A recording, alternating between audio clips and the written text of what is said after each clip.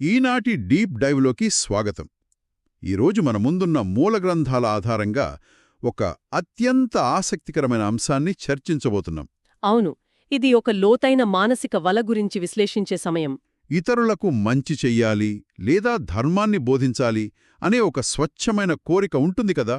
ఆ కోరిక వెనుక దురాశ ఏ విధంగా దాగుంటుంది అనేదే ఈనాటి మన ప్రధాన లక్ష్యం.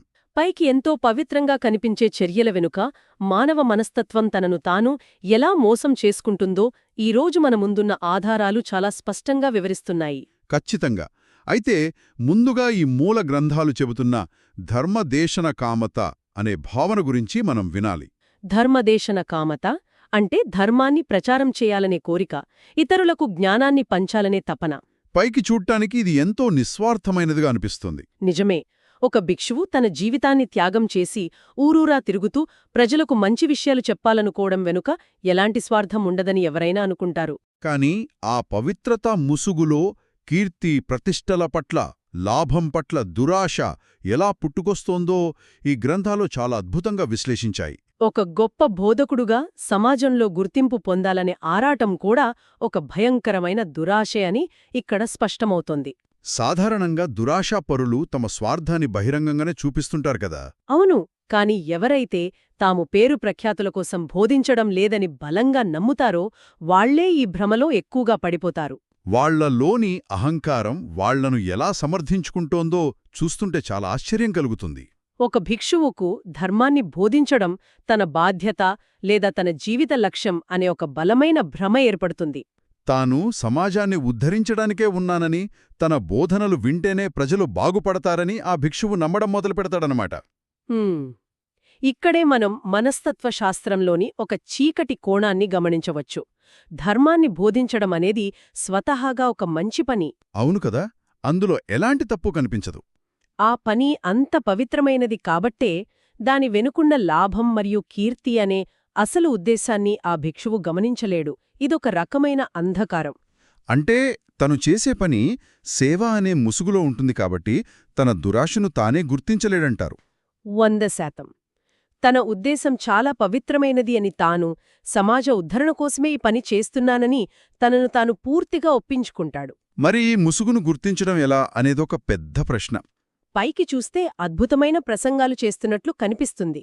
కానీ లోపల స్వార్థం ఉందో, నిజమైన కరుణ ఉందో తెలుసుకోవడం కష్టం కదా. దీనికోసం మన మూల గ్రంథాలు ఒక గీటురాయిని సూచించాయి. దాన్ని ఒక పరీక్ష విధానమని కూడా చెప్పొచ్చు. అవును, బుద్ధుని బోధనలు ఈ పరీక్షను చాలా స్పష్టంగా వివరించాయి. ఒక ఉదాహరణ తీసుకుంటే, ఒక భిక్షువుకు 2 చోట్ల నుంచి ఆహ్వానాలు వచ్చాయనుకుందాం. ఒకవైపు ఎక్కడో అడవికి సమీపంలో ఉన్న ఒక చిన్న గ్రామం. అక్కడ ప్రజలు నిజంగా దుఃఖంలో ఉంటారు. వారికి మార్గదర్శకత్వం అవసరమవుతుంది. కానీ వారు కనీసం సరైన భోజనం కూడా పెట్టలేని నిరుపేదలు. సమయంలో ఇంకోవైపు ఒక మహారాజు ఆస్థానం నుంచి కూడా ఆహ్వానం వస్తోంది. అక్కడైతే భౌతిక లాభం, రాజమర్యాదలు, విశేషమైన గౌరవం అన్నీ దక్కుతాయి. ఇప్పుడు ఆ భిక్షువు ఎక్కడికి వెళ్లడానికి ఆసక్తి చూపిస్తాడు అనేదే అసలు విషయం. ఎక్కడైతే ఎలాంటి భౌతిక లాభం దక్కదో అక్కడికి వెళ్లి ధర్మాన్ని బోధించడానికి వెనుకడుగు వేస్తుంటే, దానికి కారణం వారిలో ఉన్న స్వార్థమే అని ఈ బోధనలు చాలా లోతుగా వివరిస్తున్నాయి. సామాన్యుల వద్దకు ఎటువంటి ఆదరణ లేని పేదల వద్దకు వెళ్లడానికి సమయం లేదని సాకులు చెబుతూ కేవలం రాజుల దగ్గర మాత్రమే బోధించడానికి ఆసక్తి చూపిస్తుంటే, ఆ బోధన వెనుక ఉన్నది నిజమైన కరుణ కాదు. ఖచ్చితంగా కరుణ కాదు. ఆ భిక్షువుకు తన సమయం ఎక్కడ వెచ్చించాలో నిర్ణయించేది కరుణ కాదు, అక్కడ నుండి వచ్చే లాభమే అన్నమాట. లాభమాశించి చేసే బోధన స్వచ్ఛమైనది లేదా పవిత్రమైనది కానేరదు. ఎప్పుడైతే ఈ దురాశ ప్రవేశిస్తుందో ఆ బోధన తన పవిత్రతను పూర్తిగా కోల్పోతుంది. ఇలా దురాశతో బోధనలు చేయడం వల్ల ఆ సందేశం దారి తప్పుతుంది కదా.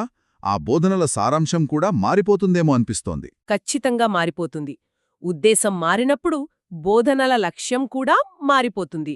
అంటే వినేవారిని దుఃఖం నుండి విముక్తి వైపు నడిపించాల్సిన భిక్షువు అవును, వారి మనసులను రంజింపజేయడంపైన, వాళ్లను తనవైపు ఆకర్షించుకోవడంపైన దృష్టి పెడతాడు.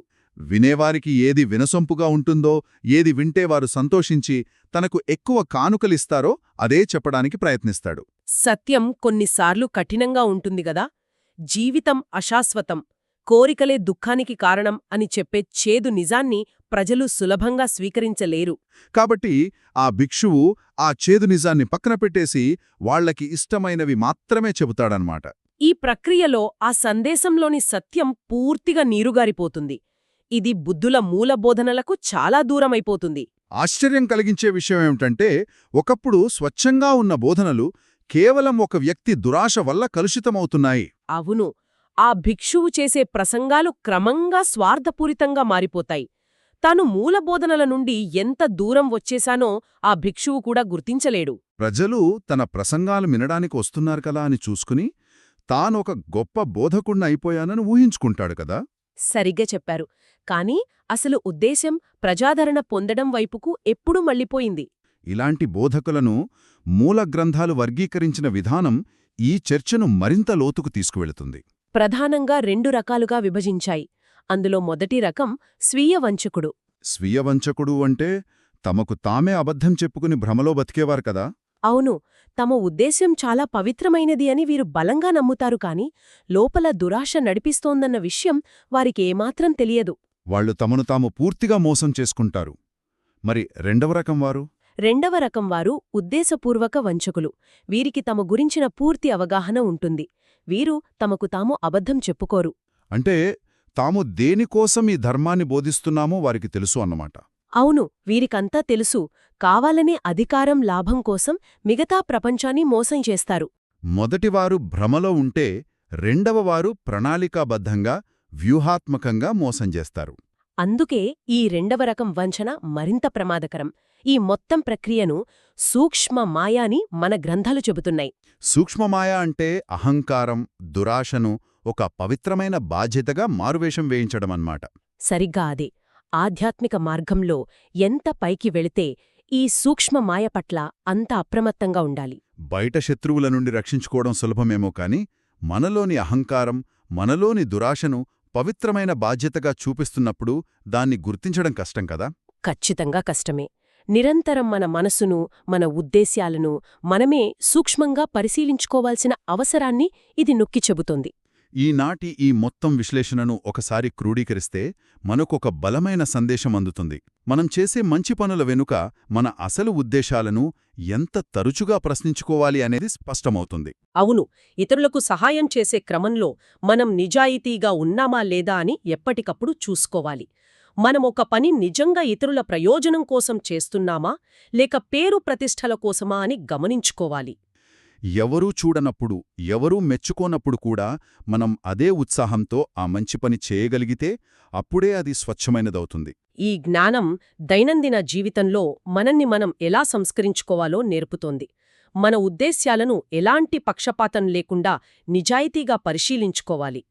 లేకపోతే ఆ భిక్షువులాగా మనం కూడా తెలియకుండానే దురాశకు, కీర్తికండ్రుతికి బలి అవుతాము. ఈ డీప్ డైవ్ ముగించే ముందు ఒక లోతైన ఆలోచనను వినేవారికి వదిలివెళదాం. తప్పకుండా. బుద్ధుని బోధనలో చెప్పిన సరైన వాక్కు లేదా మన మనస్సును కప్పి ఉంచే 5 అవరోధాలను ఇక్కడ ప్రస్తావించవచ్చు. ఈ 5 అవరోధాలలో ఇంద్రియ కోరికలు, ద్వేషం, బద్ధకం, చంచలత్వం మరియు సందేహం ఉన్నాయి.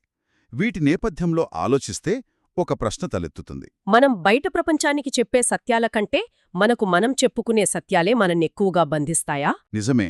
మనం బయట ప్రపంచాన్ని మోసం చేయడం కంటే మనకు మనం చెప్పుకునే అబద్ధాలే ఈ అవరోధాలను మరింత బలపరుస్తాయేమో. మనం అత్యంత పవిత్రమైనదని భావించే లక్ష్యమే మన అతిపెద్ద అంధకారమైతే ఎలా ఉంటుంది? చాలా లోతైన ఆలోచన ఇది. మనలోని లోపాలను నిజాయితీగా అంగీకరించి మన ముసుగులను మనమే తొలగించుకునే ధైర్యం మనకు ఉందా? ఈ ప్రశ్నపై వినేవారు స్వయంగా అన్వేషణ చేయాలని కోరుతూ ఈనాటి డీప్ డైవ్ ఇక్కడితో ముగిద్దాం. నిరంతర స్వీయ పరిశీలనతో మళ్లీ కలుద్దాం.